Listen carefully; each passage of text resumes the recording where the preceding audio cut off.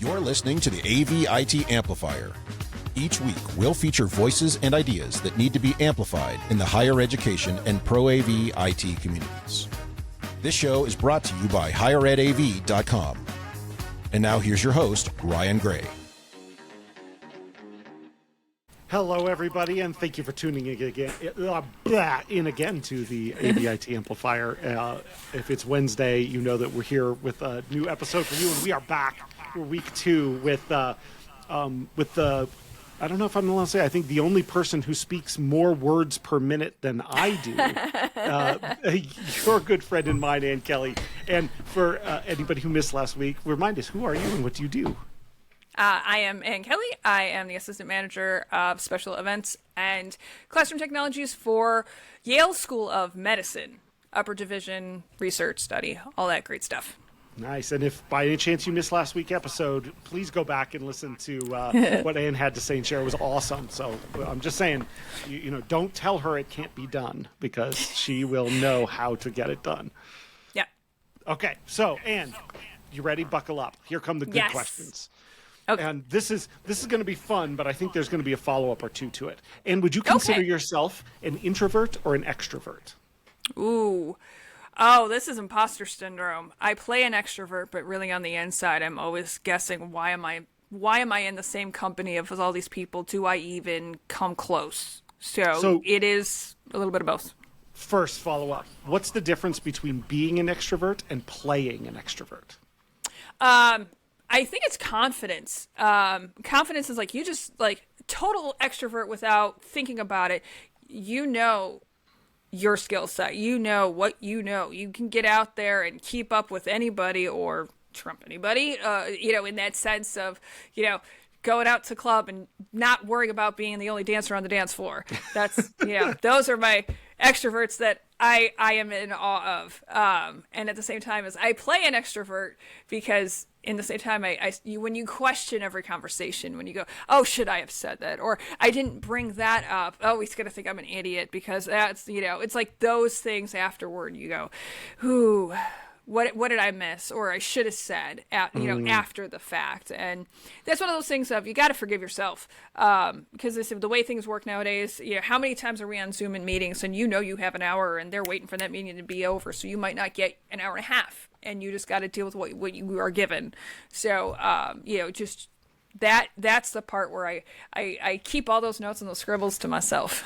Well, so. I would just throw out there, don't discount the fact that most of those extrovert people out there are just as worried about those things. You know what I'm saying? Like, oh yeah, I would. Yeah. Someday maybe I'll meet one of those actual natural, it's like extroverts, but it can be tough. Okay, so then why do you play an extrovert? And that's because with being in a section of leadership, you always have to worry about representing what you brought to the table appropriately.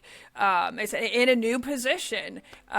You still, yes, I'm 5-6 months in. I still have to introduce myself to other people. Institution is huge. So you're not going to, it takes about, they said, 2 years to really see all the spaces, get all the departments, all that kind of stuff. So I'm still always, you're the new so-and-so. You're the new So not that you have to live up to someone else's, role before you, but they expect a particular set of skills that in a role that I am now fulfilling.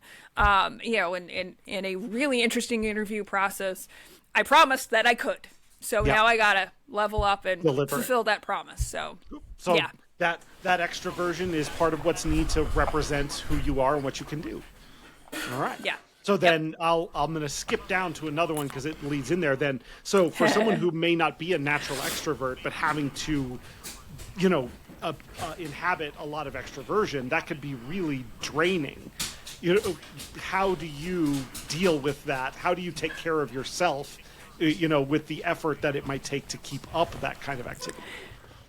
Now what's great is that I have about a half hour to myself every day on the train ride home. I use the train system, New Haven. I thought I was a great driver. I don't trust anybody out there on the 95, on the 91. So guess what? Me and my train pass is great. I get to put my headphones on. I get 20 minutes, at least 20 minutes of just it's like detoxing. I have my music. Sometimes I have my little book. And I just, I don't answer emails. I just stop. And I just, and what was great was for a while was watching the sunset over the Long Island Sound. Beautiful. Or, same thing in the morning. That's how I can pump myself up in the morning.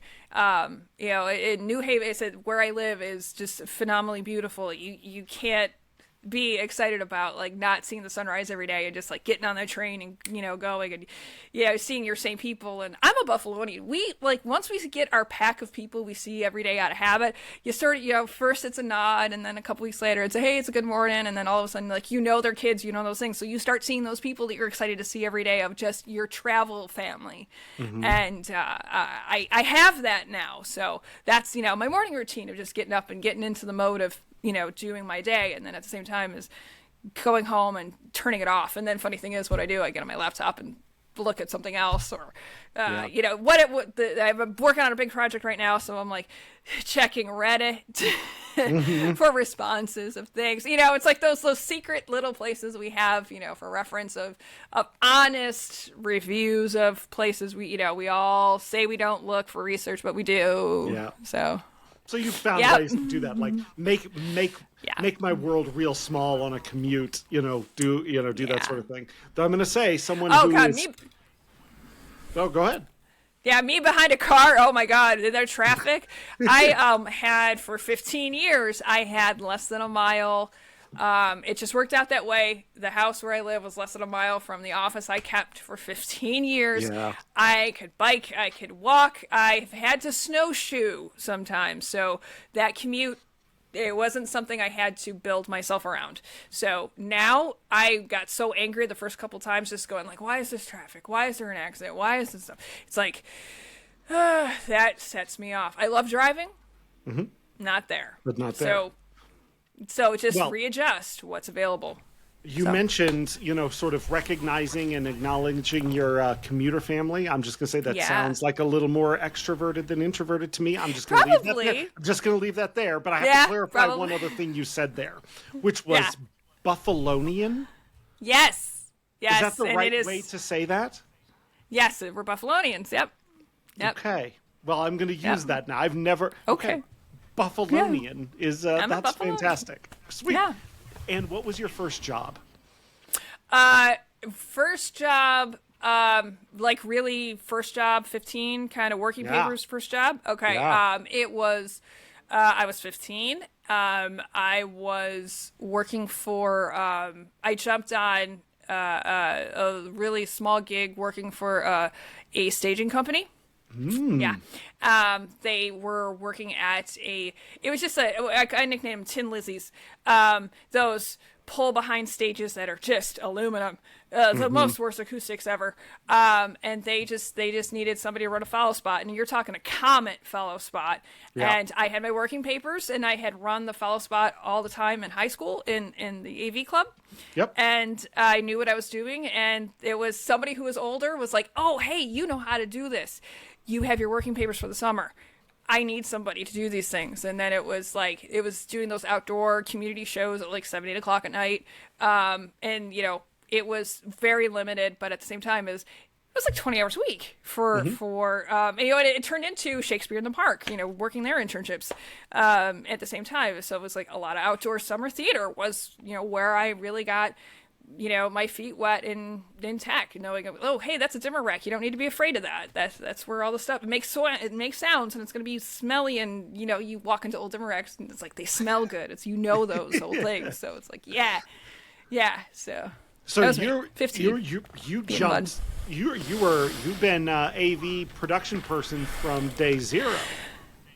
Yeah, pretty much. Nice. All right. Loved so it. What lessons then did you learn in that first stage of being, your first job, running into that, starting on follow spot? What were the lessons that those young years taught you? First, honestly, is on headset. Keep your mic off. Listen to everything that's going around you. Be very aware of what you need to do on stage, and if you have a gut feeling, go with it.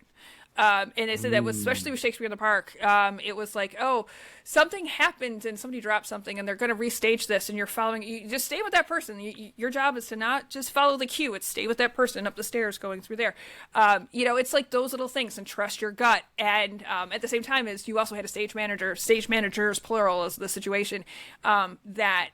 Hey, it was like you weren't going to get yelled at if you made a mistake. It was community theater. It wasn't like, somebody paid $150 and now you just ruined their entire night for them. It was that let's all learn something together. Let's all see what's happening and stay very aware with what's going on, and keep your mouth off, just listen to the world that's in your headphones, and just be a part of it, and know what you need to do.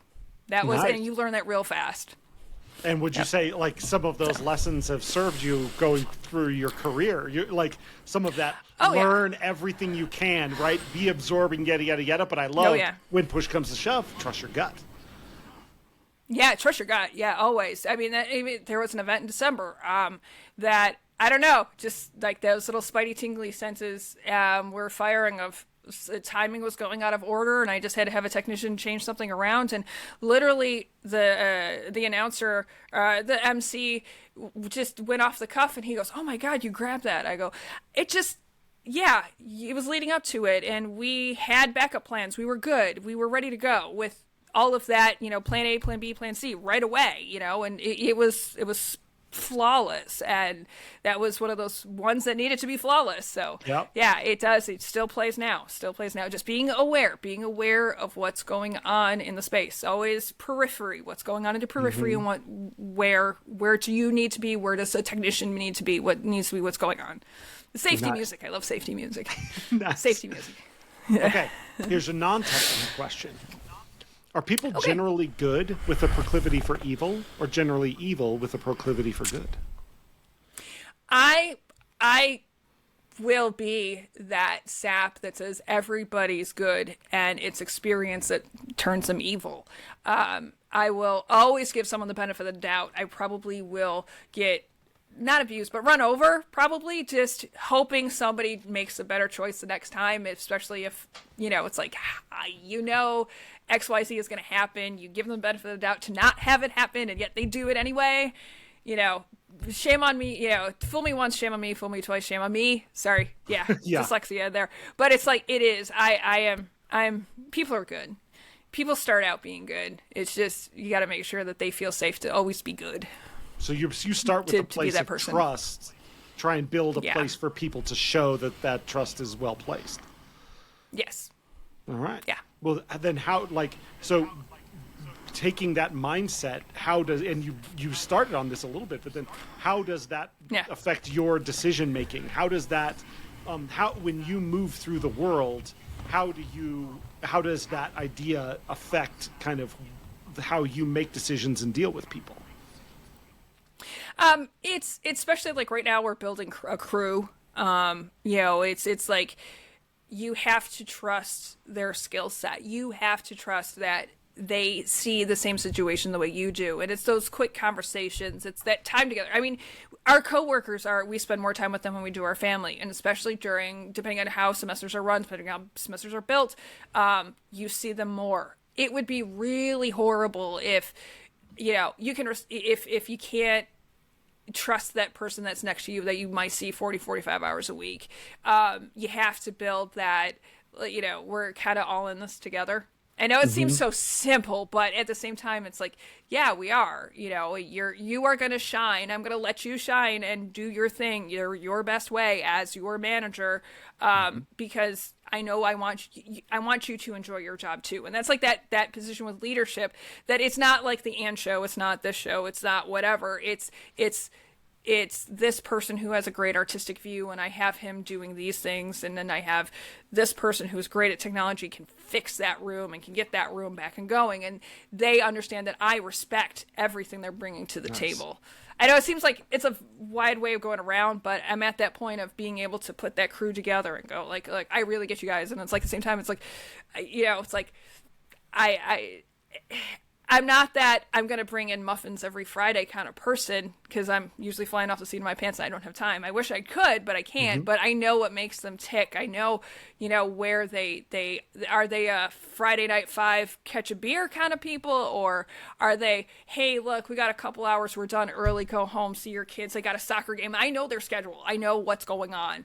And that, I think, for me is more respectable than faking a happy office. So let your people shine, let them be themselves in your space, so then you can. It's that is absolute trust on both sides.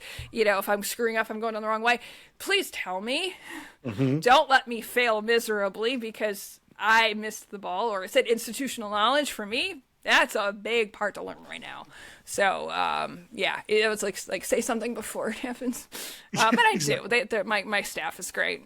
Yeah, my staff is great. So. Well, you said in there, like, it may seem simple, but everyone knows workplaces and stuff that don't have that ethos and that attitude in there of, my job as the manager is to set you up for success. And that I can't win if you can't win, you don't win if I don't win, and so we're all going to win together. And what you just described is a very active process. That's not a passive process. It is something that you are dealing with and thinking about all the time.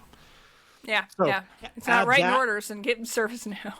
Okay, so then all right.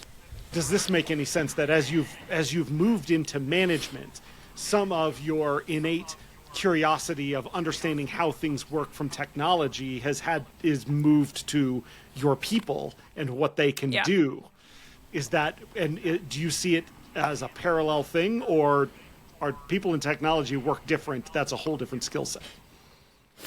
No, it's for me, it goes back to the, don't tell me it can't happen. It's like, my favorite thing is hooking up a laptop and it's like, hey, look at the programming. What do you see? What do I see? What is it? Or sometimes you have to, again, advocate for your users, might be from a position of mind versus the technician that is very technical, and it's logical to do things this way. So at the same time as I know how it has to be done, on the technical side, so I'm not disrespecting their skill set. They're in that active programming, in that active building or designing those things, but said see all sides. I'm a position of see all sides. That end user that has a plethora of knowledge of cell biology and microscopes and everything else.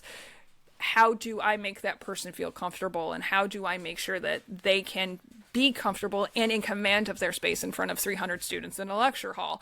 I have to be that person that might be not oppositional, but hey, look, just don't say on and off or projector up and screen up. This is confusing. Right. Can we do it this way? And don't tell me it can't be done, because I know we can't. It can't be done. So, and if you don't do it, I know how to do it, and I'm going to go I know how to do it. Yeah, exactly. And I have the passwords. Exactly. These people trust me with the passwords.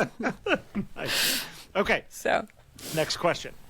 Aretha Franklin, Whitney Houston, Mariah Carey, Adele, or Beyonce? Oh, wow. Okay. Aretha Franklin. Why? Yeah, she is soul. She is soul and life in you can hear the life in like the 60s Motown wasn't an easy. Yeah, the dresses were pretty and the hair was coiffed. It was not easy, and heartache is heartache, and she can just yeah, you don't just. I think a comparison of I said, and Adele does the same thing, but it's so very different now. Whitney Houston touched on it a lot. She had it was at a very different road. Like those first 5 years, that first album, because my mom had it. This goes back to vinyl. My mom had it, so we listened to it a lot at the house. It was she was a great artist. She's Patti LaBelle's, she's a niece of somebody else, so she knew the business. She knew what was getting into. It's definitely she could sing with that. But you said I was raised with jazz. I was raised with all that stuff. Beyonce's great. She's popular, and yes, she knows how to sell a feeling, but you put on, Miss Franklin, she's like, you're going for a ride. And that's the thing is maybe I was about 20 years too late to see that stuff in person. But yeah, let's say Roberta Fleck. I used to work her concerts all the time. All that Old Motown. Oh, good So stuff. you seem drawn to the stuff. feeling that there was a genuineness to it at that time that maybe modern music doesn't have that same sort of genuine raw feel that you knew was coming out of Aretha. Oh yeah, because I mean, think about the act of recording. Think of what was available at the time. It was, you were reeling on tapes. You only had so much stock of tape for the day, so you might have only been able to get it 3 or 4 takes in, and then it was like, okay, and then your producer was going to be editing. You got to be careful. And hey, you only have the studio for this long. You can't go back and digitally edit these things. And that's where it's like there's that 80s is a perfect cut, Whitney's a perfect cutoff, because like. There was still that very analog way of doing things, and then Adele and Beyonce, Mariah Carey, she was both, Mariah, some 90s in there, but it's digitizing now doesn't create a moment, it creates a perfect production, where as before it was you had one take, you had one session with that, and that's the best one that came out of that studio that day. And I think that's why it's like you had to express that, you had to convey that feeling onto a piece of vinyl. Whereas now it's you can easily do a lot of things with GarageBand and feel like you're producing something in the same manner. It's like, and that's a kid in the studio with a GarageBand in the backyard. So and I love the evolution of production. And I love that your experience of that art is so tied to the method of its creation as much as what comes out of it too. That's all. We could go down that rabbit hole, you know what I'm saying, but, for a while, because the context of its creation, you know what I'm saying, can sometimes mean more than the actual. You know what I'm saying. I love that. Oh yeah, I love live albums. I love like concert albums. Was it Dave Matthews is notorious for like, what city, what date, what have you, and you could go back and there's a riff that goes on for hours, practically, because it was just a moment. Now even the way, oh gosh, I want to see Taylor Swift's Lighting Plot, but even like how produced that is, it's an amazing show. I'm not ripping the show, but it is very produced. It is very timed. It is very executed to the last second. Correct. So, even that, these things have live experience precision. is different. Right? Yeah, you can say that about live shows and today's recording and all that. It's the expectation is now precision, because you can do anything you want to. It has to be very precise. But man, the imperfections and the things, sometimes, that was the good stuff. Here I am turning into one of those old people, like, it was better back in my day when I know what you're saying. Okay. Oh, I know. All right, so this will be an interesting one as you started working in event stuff very early. So in the version of the multiverse in which you didn't end up working in technology or in show production in any way, what would you have ended up doing? What would you have loved to do, or you think you'd be good at doing? And this is like Joe Way, a friend of ours, knows this really well. Now he'll actually listen to it because you dropped his name. But I mentioned it. I dropped his name. I was pursuing music professionally. I was a French hornist. I was definitely steeped in piano, and then I had a intervention of fate and ended up just having to rebuild my hand. So this is my hand, but I was on a fast track to that side. All music. I mean, that's the thing, is music theory never leaves you. I can still play Bach. I can't play Chopin. I play around with Gershwin. I play around with Gershwin. One of my favorites is Rhapsody in Blue. There's a version I love because the pianist is just amazing. I kind of jumped off. I had to jump off at that point. So if I wasn't in tech, I still would have probably been at a piano. I probably would have been maybe in a classroom trying to teach it. My son's funny thing is my son is in college going for music education. He's in second year. So, Apple and Tree, we have that going on for us right now. I just until recently I was playing in a community band, still play the brass. I love playing brass. So Wow. it was still it was so much part of my trajectory of going into music. Then it was like, okay, no, we're going over here. But because it was funny, it's like for me, it was like I was hanging out backstage all the time. I was, you get done with the show, you're like, oh, cool. Well, you're on stage crew too. Take care of the chairs, do all those other things. Like let my French horn just like sit there for a little while. But yeah, it's for me. There was always like that other side, and then of course when I was in college, I was pursuing theater. And crafting and sewing. I like theater craft is a thing. It really is like real vacuum forming and making things that can break on stage, all that kind of stuff. Props management. Possibly is that if the tech side didn't get me first, that's probably where I'd probably be in New York City. Yeah. Yeah. And if I needed something bedazzled, do you think you could help me out with that? Oh yes, I can. I was actually that is yes, I can. Hot pen Swarovskis on anything. East 6000 is my friend for adhesives, fabric content, all that stuff. Yes, we can bedazzle because it is a lifestyle. It's a lifestyle choice. Once again, I'm just going to say, for someone who would see themselves as a stage performer, that also sounds like a little bit of an not someone playing an extrovert, but maybe someone who actually. I'm just going to leave it at that. I won't say that. I'm just saying. Okay, what is your best life hack or pro tip that you can share? Oh, best life hack or pro tip. Things I tell my kids, because we have these almost adults.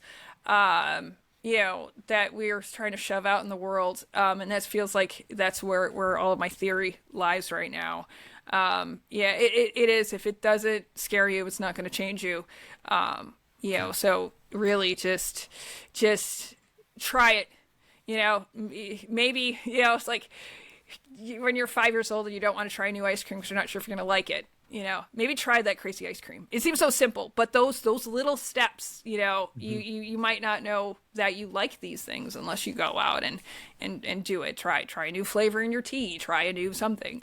If that's where you need to be at that moment. And then if you're a psych major and suddenly something else seems interesting, take that crazy little class. You never know where that's going to go.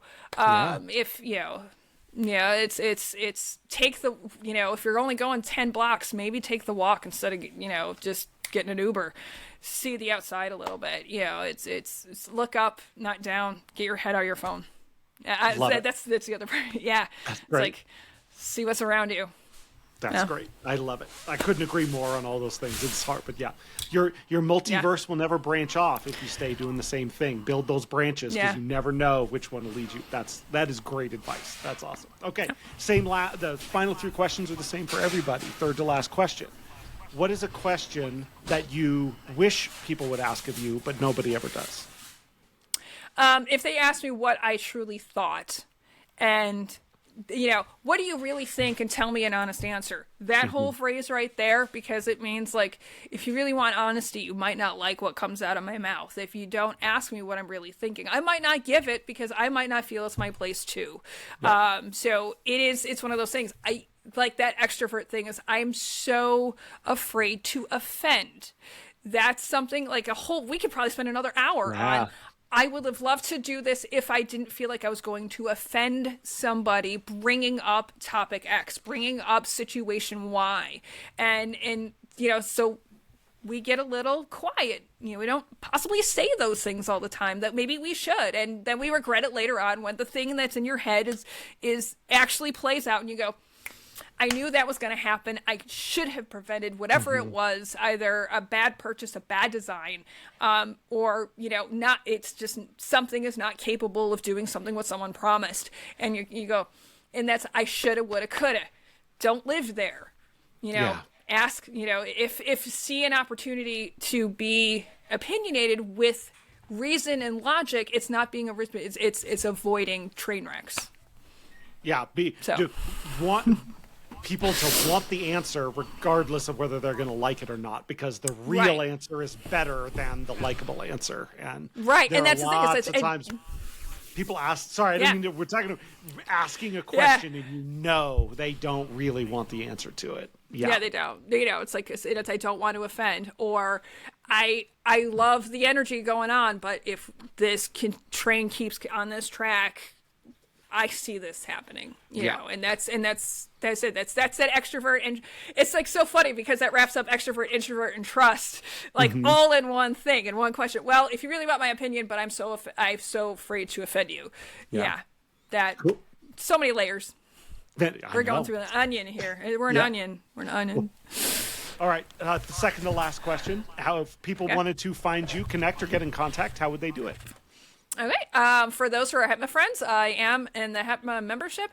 Ann Kelly at, of course, my EL is my school affiliation, and LinkedIn, I'm C. Ann Kelly. C is my first name. And in LinkedIn is C. Ann Kelly. I'm the only one. And again, you can also find me on the EL affiliation there too as well. Cool. Everybody definitely get linked up with Ann, and that way, if you need something Bejeweled too or Bedazzled too, you can reach out to Ann. She can take care of that for you. I've done microphones before. Oh, yeah. And that's very popular these days. Yes. It is very popular. You got to do it the right way or they start all falling off.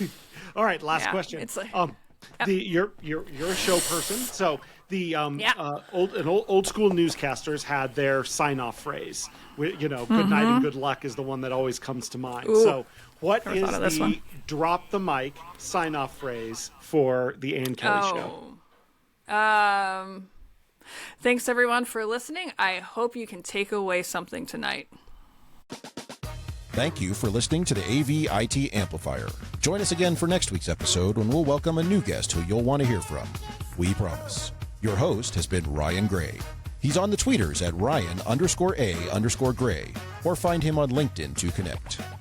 Please subscribe and give the show a rating and review wherever you get your podcasts. This show is brought to you by higheredav.com. The views expressed here are not necessarily those of our respective institutions, employers, or sponsors. Everyone hang in there, go easy, and we'll be back next week.